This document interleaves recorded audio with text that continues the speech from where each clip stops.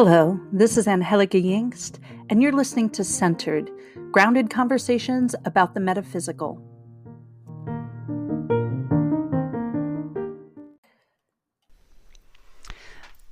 Blessed January, it's Angelica, your late weirdo friend waving at you from across the stadium of life, going, hey, I know them. Anyway, I got a little ADHD, and that makes me good at my job. I'm wonderful in crisis, not great at deadlines, like the beginning of January. We are now on January 6th, my friend John's birthday.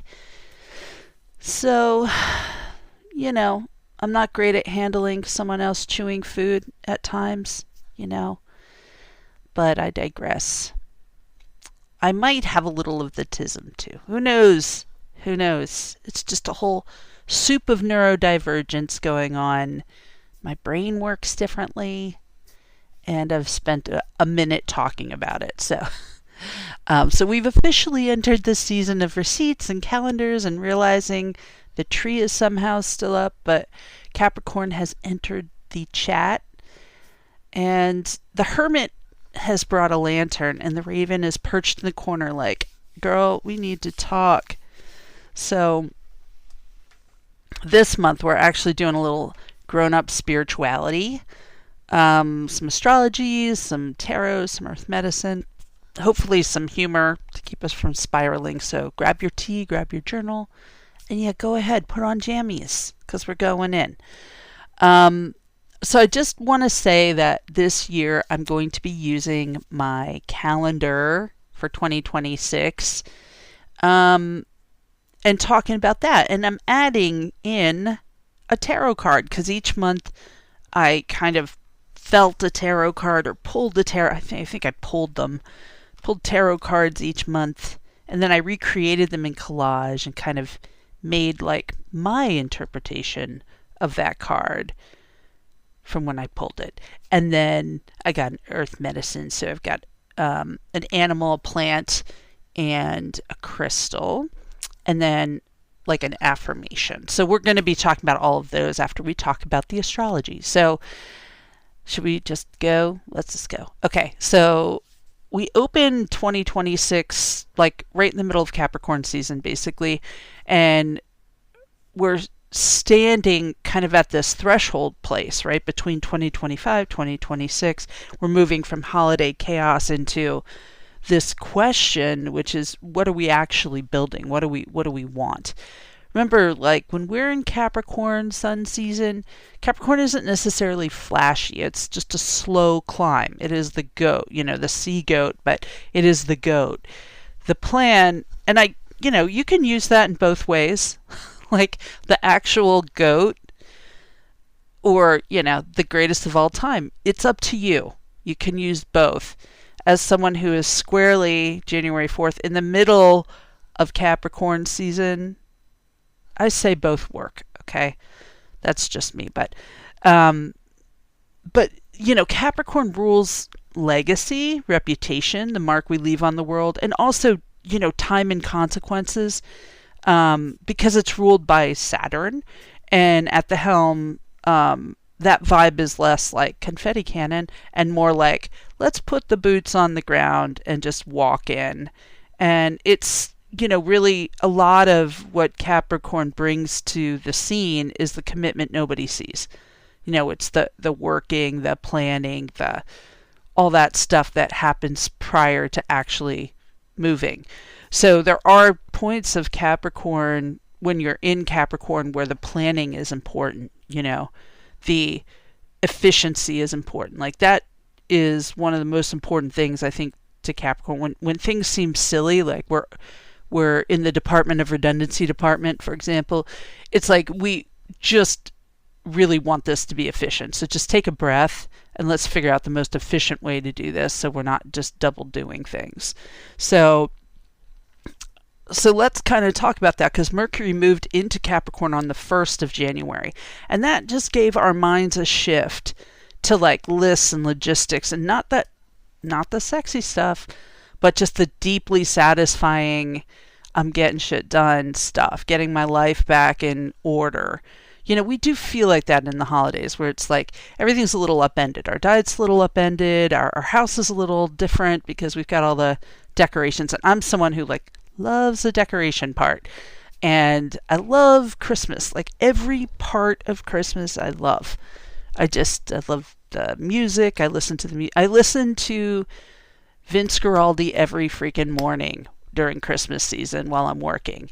I listen to the Peanuts Christmas album from top to bottom, sometimes 2 or 3 times. And then I listen to regular Christmas music the rest of the day. And I am not even joking, guys. I know people hate Christmas music, but that's like not me. I love it. But the second it's like over, I'm done, So I feel like, Mercury's kind of with us this year, just being like, okay, guys, let's clean up. So we may feel a little more serious. We may feel a little more cynical, but there's clarity here and there's things getting done. Okay.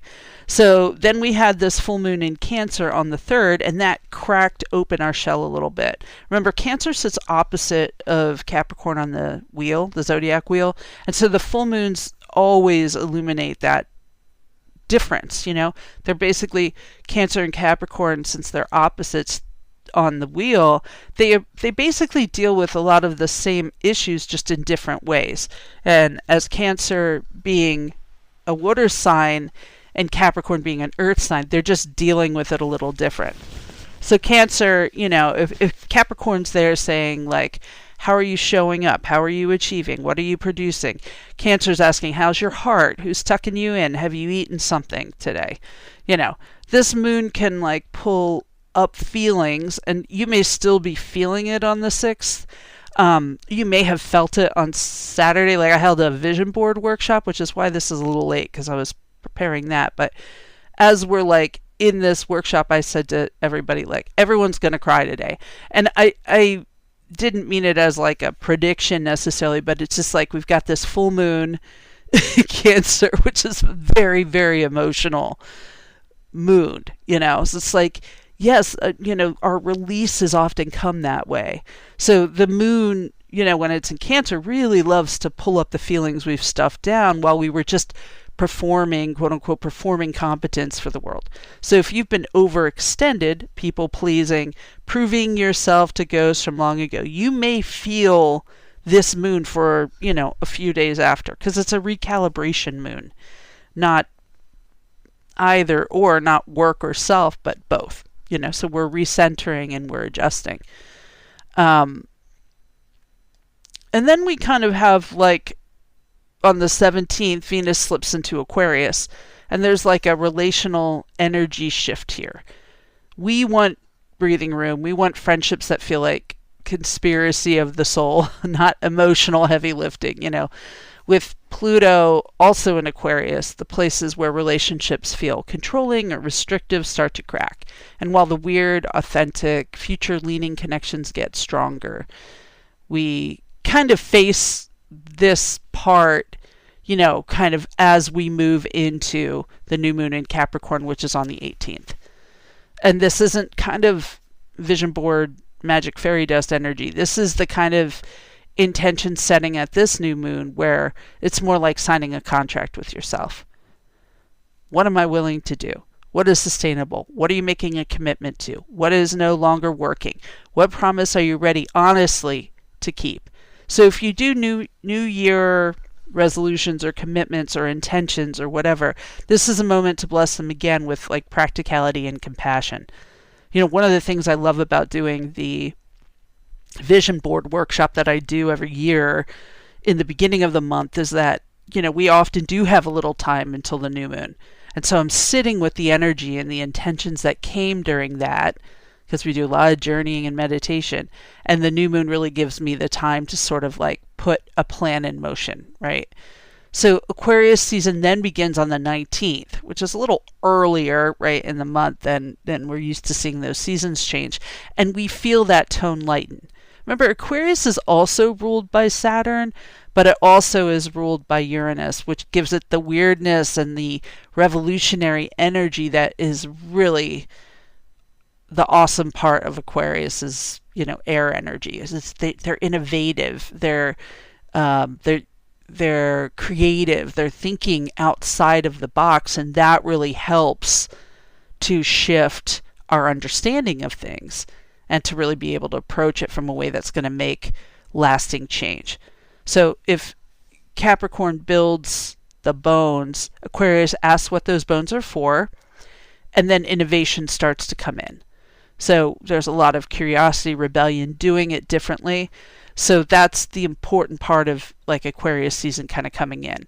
On the 20th, Saturn sextiles Uranus, and that's a sense of like the door opening between what has been and what will actually work better. So long-term plans kind of get this like fix, there's like an understanding there. So that Saturn Uranus moment often softens some of our old scarcity programming. Uranus and Taurus shakes the ground around our survival stories. And Saturn's in Pisces, so that loosens that ancestral fear that says you must suffer or shrink to prove yourself or deserve support. So slowly and gently we're unhooking some of these tethers that are like old stories, maybe stories even from before you were born, right? Stories that our family has told itself, So we begin to imagine abundance as creative and relational, not as a treadmill that we're kind of trapped on. So on the 20th, then Mercury also heads into Aquarius. Then Mars follows on the 24th. And our thinking and instincts get spicy, experimental. Less concerned with approval, let's say. Less interested in contorting ourselves to fit systems that never really fit. So this is rebels with a cause energy. Ideas feel electric. Conversations feel future-oriented. But the real big oomph push transit of the month is Neptune moving into Aries on the 26th. Now, Neptune has been floating in Pisces for about 14 years. Okay? Dissolving edges, blurring timelines, heightening intuition, washing away illusions, sometimes, yes, confusing us. Kind of tempting us with escapism and avoidance and spiritual bypassing. So Pisces teaches us surrender, but it also made it easy to delay things that we had to change. So as Neptune crosses into Aries, those dreams put on work boots. Okay?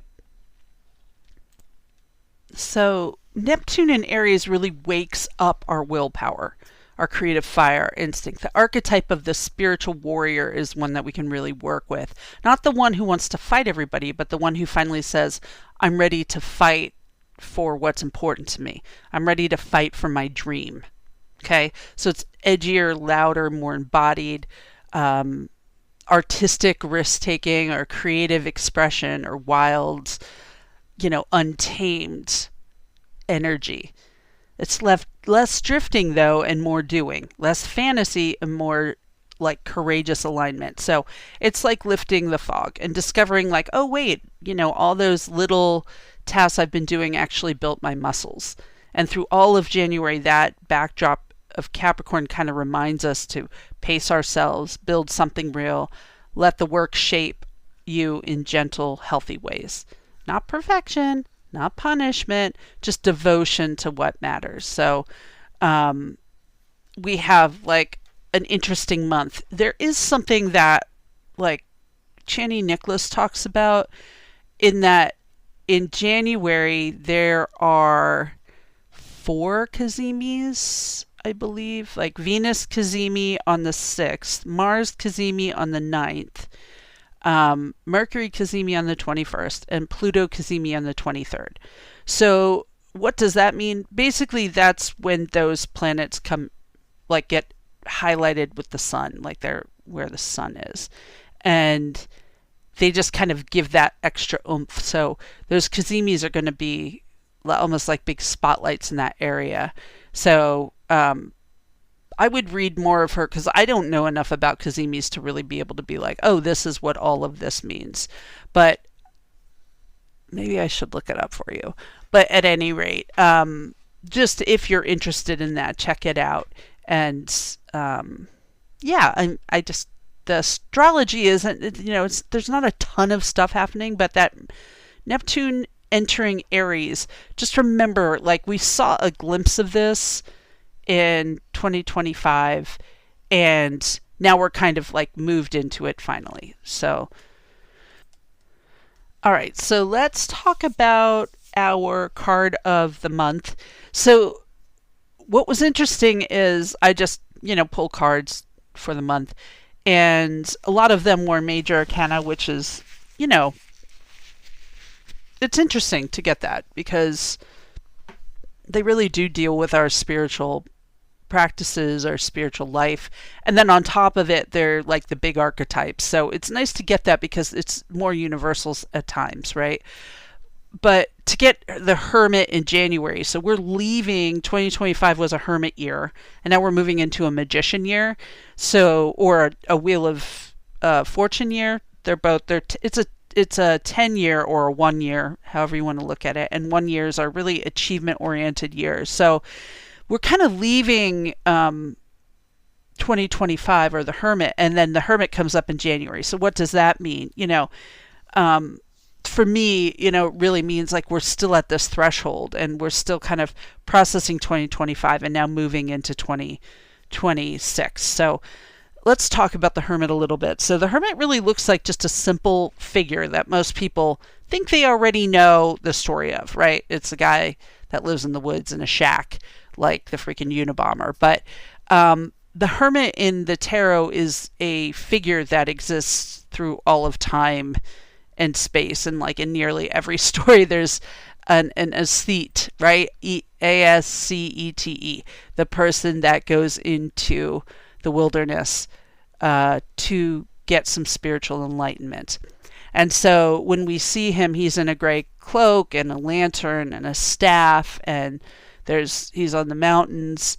And I think this archetype is deeper and stranger than the image kind of suggests, because he kind of stands at the edge of the world, not quite in civilization, not quite beyond it. He has a lamp that kind of, in the Rider-Waite-Smith deck, it has a shining Merkaba, and it's illuminating only like a few steps in front of the path. And that's kind of the truth of the Hermit, which is you don't get the whole map. You just get enough light to move forward, and then the choice about whether you'll trust the next few steps comes with each step, right? And the Hermit, is the archetype of the seeker. He's the seeker in all of us. He is Siddhartha, leaving comfort, monks kind of slipping into silence, Jesus walking into the desert, shaman stepping in for the vision quest. He isn't hiding, he isn't sulking, he isn't running away, he isn't punishing anyone. He is intentionally stepping out of the noise of other people's hopes and projections to hear what is finally and unmistakably his own soul.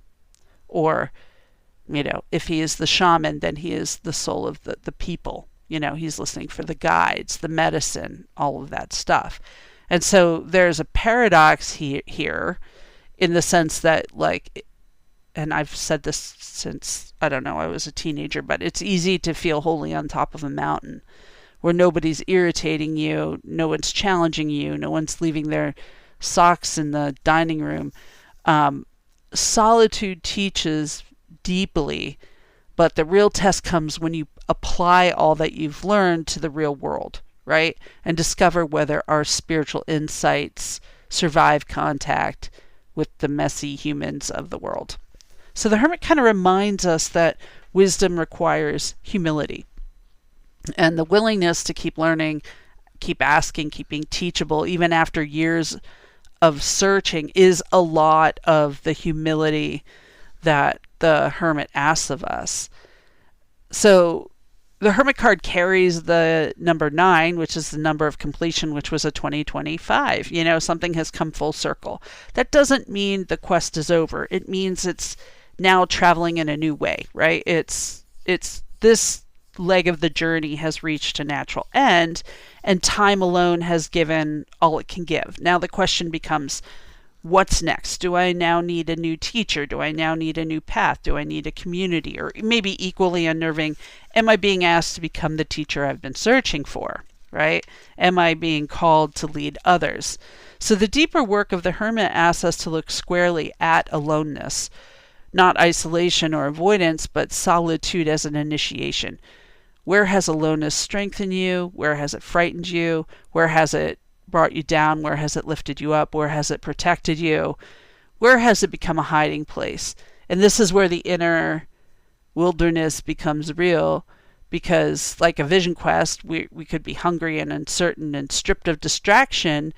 We learn that the voice that we're trying to hear has been there the whole time, and just waiting for our world to quiet down, waiting for us to listen, really. So in the year of the Hermit, many things kind of fall away. So we see relationships shift and change, roles and habits shift and change, identities, even dreams that once felt like destiny get changed. And not because we fail, but because we can't travel the next stretch with the same dreams we had when we were different, right? We have to adapt our dreams to who we are now. So Hermit energy really says step aside from the voices that confuse you or cloud you or keep you small. Sit with yourself long enough to recognize what's truly yours and what was borrowed out of fear or obligation. No one else can offer spiritually, emotionally, creatively. No one else can substitute for the knowing that rises from within you. And that's like a real lesson of a Hermit year. And as I'm reading this out loud and saying it out loud, I'm recognizing that that's the medicine that I'm bringing into 2026 personally as well. And that's been an important part of my 2026 intentions. So kind of recognizing where was that? Where were you waiting for someone else to tell you something that you need to tell yourself? And that's the Lantern. And then comes the turn, the shift. So as we cross into 2026, the Hermit kind of feels like that last campfire before dawn. The work of 2025 hasn't been wasted. It's simply seasoned us. We've learned to be alone without abandoning ourselves. We've listened, we've questioned, we've followed threads into dark places. We've watched our vision adjust. Now this threshold month asks us, what did that time teach you and how will you live it in 2026? Because the Hermit's true gift isn't solitude, it's integration. Integration between the time that we spend in solitary places with the time that we move back into society. So it's walking back down the mountain. And we know that the Hermit is walking from the wilderness into the world because he's got that long beard, right? Like if he were, presumably the idea is if he were in society, he'd be shaving. Right. But he didn't shave. That's why his beard's so long. And he's, dressed like that, because he was comfy. So as we cross into that 2026 place, then, we know that we've learned to be alone without abandoning ourselves. We've tried to listen. We've questioned. We've followed threads into dark places. And that's, what we're actually integrating. And we're walking back down the mountain. We have the lantern up. We're only seeing a few steps in front of us. We're walking back down the mountain not to preach or posture or brag about what we've learned, but to move through the world with a quieter nervous system, with a steady heart, and the humility to keep learning from everyone and everything around us. So sometimes that looks like returning to community. Sometimes it looks like finding a mentor or a spiritual advisor. Sometimes it's becoming one. It's like now it's time for me to lead, and all of it counts. It's all Hermit work. So if the Hermit meets you here at the doorway between years, it isn't a sentence to more isolation. It's an invitation to carry your hard-earned inner light forward and to discover and what's ready to be illuminated in 2026. Now in my Hermit, I used the vision of a girl, and she's in that stage between teenage years and adultness. She's in that transition. Maybe she's in her 20s. She's kind of thinking about who am I? What's next? And I made it that way, not just because I'm a woman but because, this same hermit vision happens our entire lives. And I wanted to show that transition place between kind of, going through our teenage years where we don't know who we are, and we're doing things because the people around us are telling us that's cool, that's not cool, and then we're figuring out who we are. So I kind of wanted to show that this is a cycle that we've gone through before. If you're in your 50s like I am, or if you're in your 20s, like, you can still be emerging out of the mountain or emerging out of the woods and be young. You can still carry that wisdom, and that was really, what I wanted to kind of bring forward. So when the hermit shows up as medicine for a month, he doesn't really arrive to scold us or isolate us, or anything like that. He really arrives to hand us our own light. So Hermit reminds us that other people's voices and expectations and maps can only carry us so far. And at some point the path becomes ours alone. So I wrote 3 little affirmations, I guess. Usually I do an affirmation every month, but this one was a little different because I had like this idea of like this prescription that we have, right? Of like, what is the hermit telling us? And the first one is carry your own lantern, that, the hermit's light isn't a floodlight. It's very intimate and illuminates just enough of our path to stay present. So when we kind of are holding it, if we let somebody else hold it, it'll illuminate their path, and then we're now following their path, not our path. So the idea is, carry your own lantern means that, we are illuminating our own path. Now, one of the earth medicine that came forward, and you see it in the picture, is aspen. Aspen, I got quaking aspen for the plant medicine of the month. And, aspen energy moves like that. It looks delicate. It has trembling leaves, and they're always shimmering and whispering, and the whole grove is probably the strongest anywhere, right? Because it's connected underground through one immense root system. So aspen kind of asks us, what if your steadiness doesn't come from gripping harder, but from remembering that you're rooted? So even when you tremble, you're grounded and rooted. So carrying your own lantern doesn't mean you never shake. It just means you don't hand the lantern off to someone else when you do. Then the second teaching is quieter and maybe a little more unnerving, which is trust the vision that flickers in your quiet places.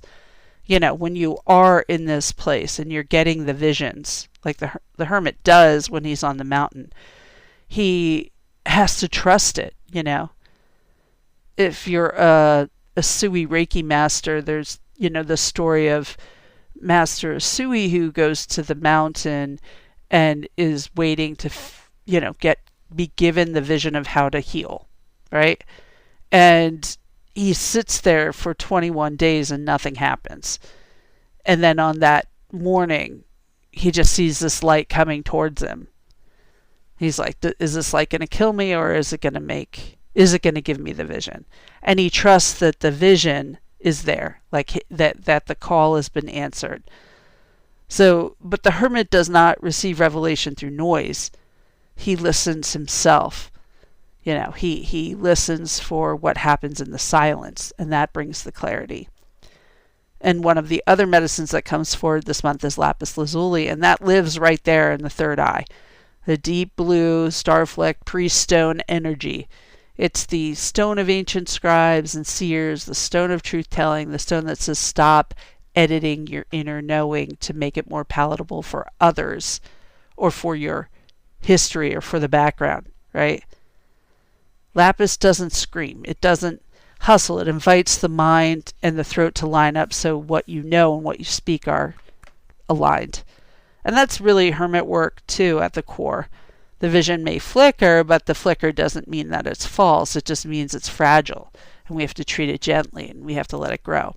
Then the third teaching comes in, and this is the one most of us resist.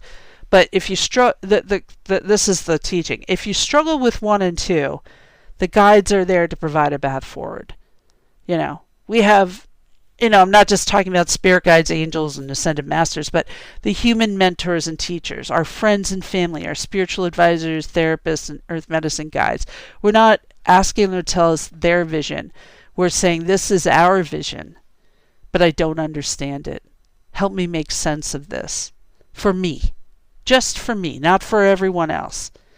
So this is where, our earth medicine can really come in as the guides that we're talking about,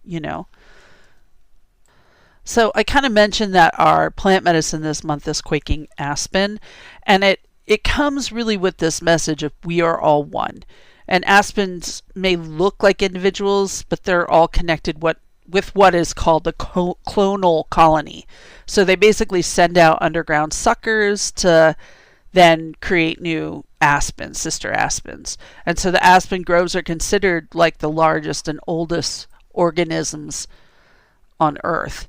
And again, if you kind of go with the chakra system, and there's these transpersonal chakras that mean that they're outside of the body, right? The ones that are both above and below. The one below, the Earth Star chakra, which is basically think of the middle of your feet. Like each foot has a nadi or a chakra right in the center, and it creates like a triangle almost into the earth. Let's say 12 inches into the earth or 6 inches into the earth. That's kind of your root, the Earth Star chakra. And, as an earth medicine practitioner, I can check that to see if it's balanced and all that stuff. But that Earth Star chakra is it's like the aspen, where it sends out, messages, or like my mycelium, like the mushrooms that kind of communicate out. And it's basically what connects all living beings. Okay, so you're connected with somebody else's Earth Star chakra, blah, blah, blah, blah, blah. It helps us to kind of dispel the myth of separation, that we're all different from each other. And it's interesting to connect the Hermit, which is an incredibly solitary figure, with the aspen, because they're like two sides, right? The Hermit spends time alone, but it doesn't mean that the Hermit is alone. There is this sense of being part of a community, and that's why the isolation is so very important, because when we're in community and part of community, it doesn't mean we don't need that time alone to listen. So we're all one with aspen, and that's really, the balm we kind of need in the world right now. So the other part of this vision that I created with the Hermit is we see Raven holding lapis in its talons. I don't know. I think with ravens you can call them talons because they pull stuff out. But anyway, lapis comes forth for our crystal guide, and lapis lazuli has been used for as long as humans have been adorning themselves with beauty and meaning in crystals. It's got a very deep blue, and it carries this echo of the night sky because there's flecks of pyrite in there. So it just has this air of royalty and mystery and divinity, intuition and wisdom. So across cultures and centuries, lapis has symbolized truth. Truth spoken, truth known, truth remembered. It's an excellent ally to the Hermit, who is ultimately on the search for truth. And lapis is one of those stones that feels ancient the moment you hold it. Not just old, but ancient. Like it remembers things our body forgot a long time ago. And that deep cosmic blue, those little flecks of gold, like stars you could fall into across history, across continents. People looked at this stone and said, this belongs to the gods. And then it became that, the stone of the gods and the stone of royalty. Its name is simple. Lapis means stone. Laz Huard means blue. And so the stone itself isn't simple at all, even though the name is. Lapis is actually a blend. So it isn't a straight crystal in that sense. It's, you can consider it more like a granite, right? It's a blend of different minerals and stones. It's lazurite, that's the blue. Then we have some calcite and we have pyrite, and they're woven together by the earth, of course. The highest quality pieces look like a midnight full of constellations. The lighter, more blue and white ones are often called denim lapis, and they carry their own quiet beauty, but most of the world's lapis has come out of Afghanistan for thousands of years, and those mines have been worked since before written history, if you can believe that. So the Egyptians loved this stone. They basically covered their sacred world in it. King Tut's sarcophagus was covered with lapis, scarabs, and amulets.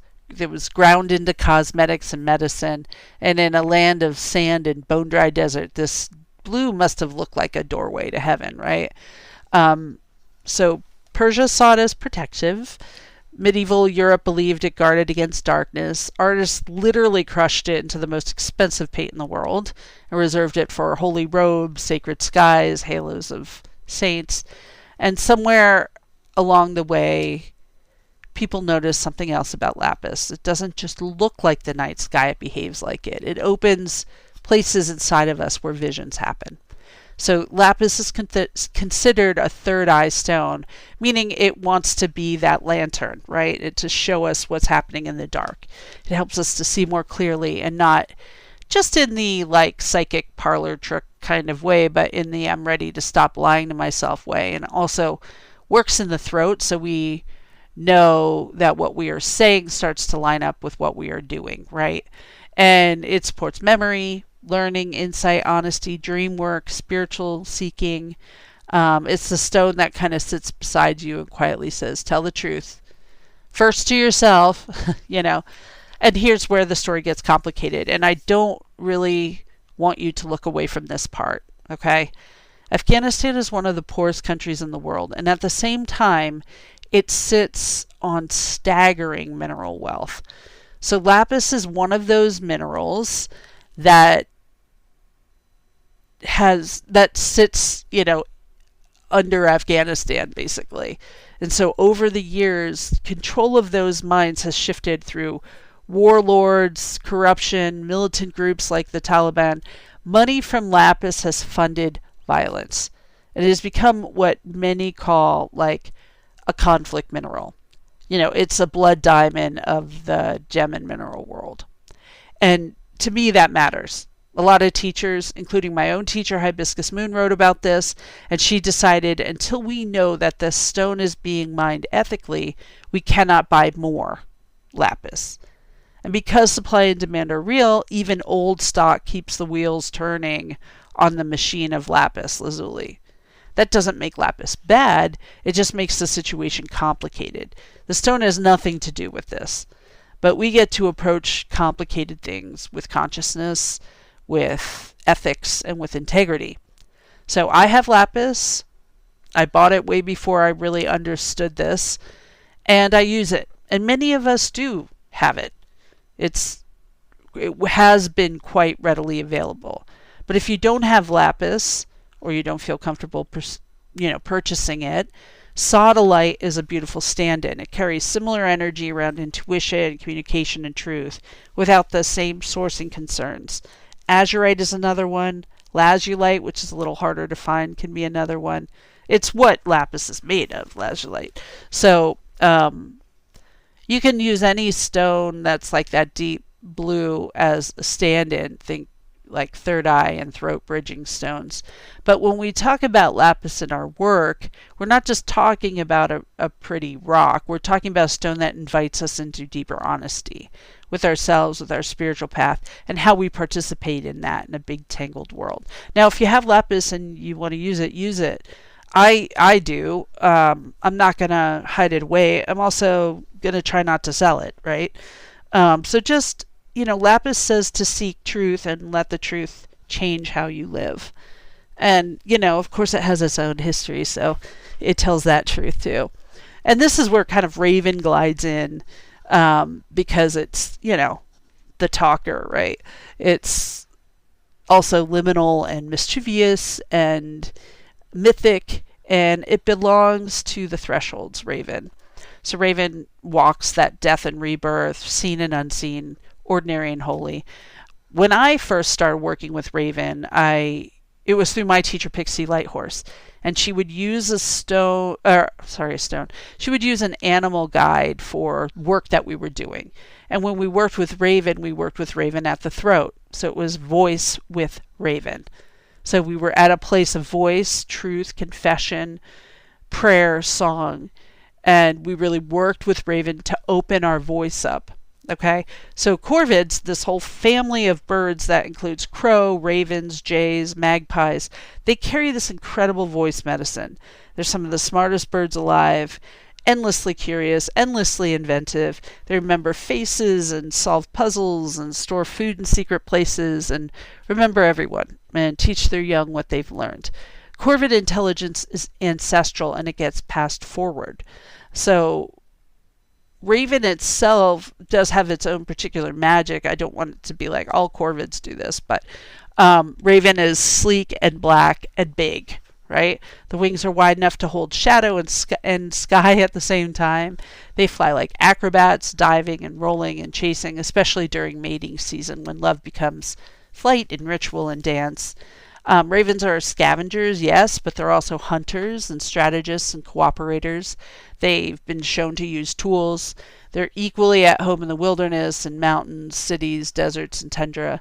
They tend to live in pairs or in family groups and sometimes in great winter gatherings. They're also believed to mate for life.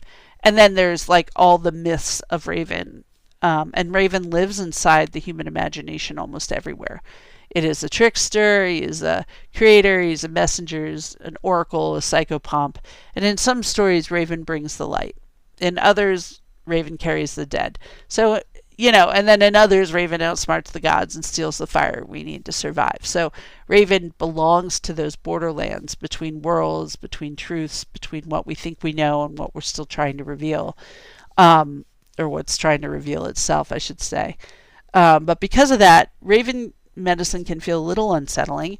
Raven is associated with death in the European tradition, and many bad omens kind of show up through Raven, like where death happens, like gallows and battlefields and graveyards. And for others, especially in the indigenous traditions across the North and West of America, Raven doesn't really symbolize doom. It represents the mystery itself.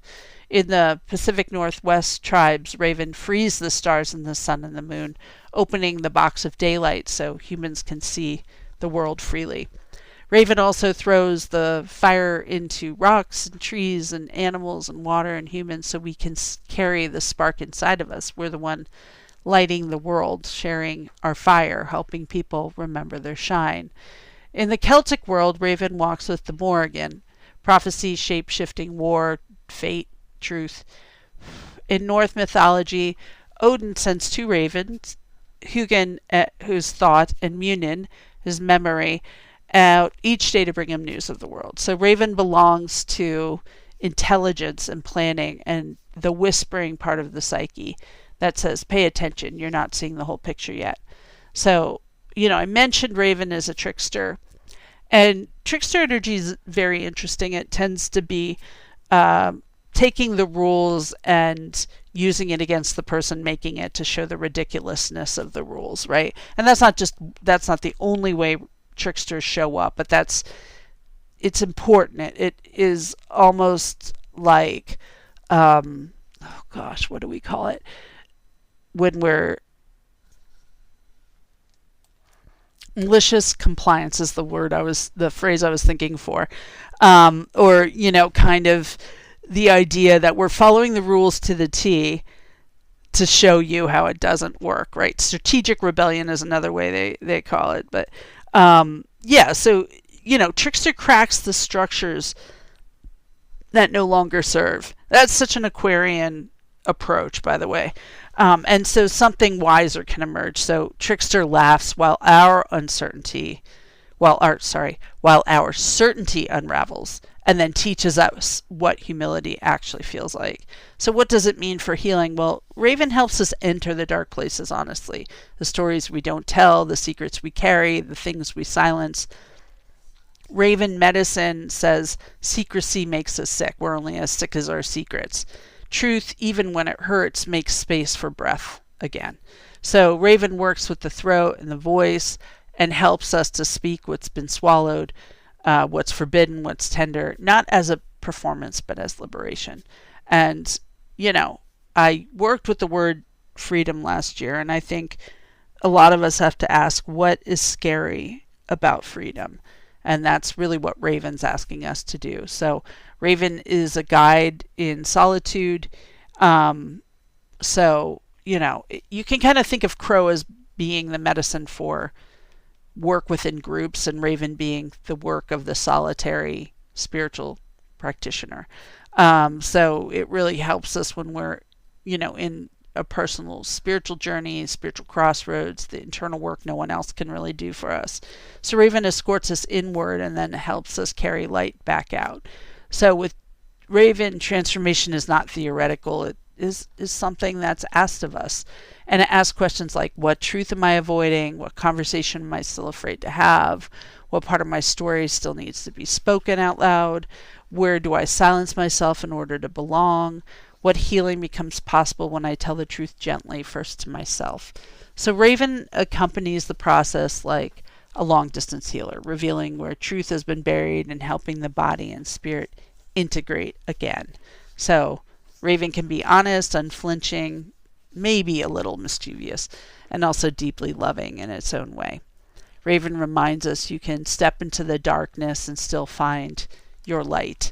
So when we bring Raven into Hermit work, it becomes this beautiful collaboration. Hermit carries the lantern, and Raven carries the message. One illuminates, one interprets. Together they kind of teach us how to walk our truth without running from ourselves. Raven medicine says, like, when your human brain cannot put all the pieces together, spirit can, and Raven can help you see synchronicities, dreams, strange coincidences, and we have that feeling of being led by our guides, led by our intuition, led by spirit. So Raven isn't about surrendering your power, it's remembering that you never walk alone. So that this is the interplay of the Hermit, never really being isolated.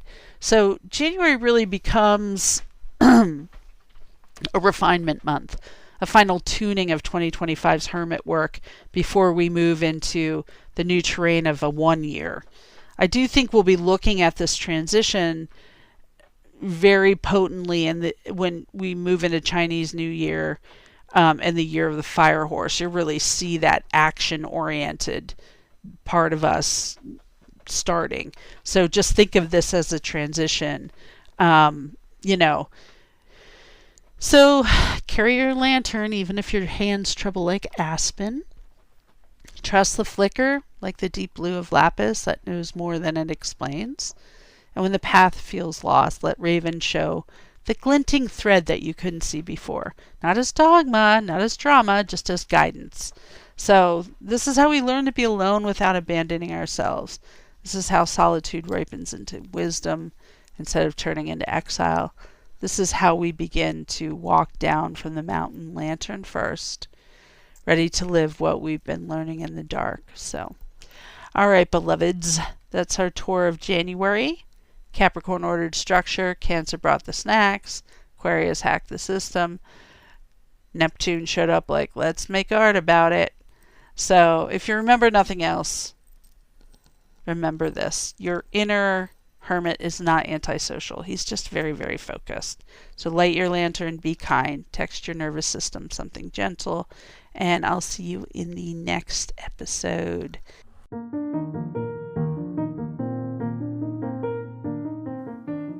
Thanks for listening to Centered with me, Angie Yingst. If you'd like to send me a question or comment about this show or any shows, you can send them to Angie@themoonandstone.com.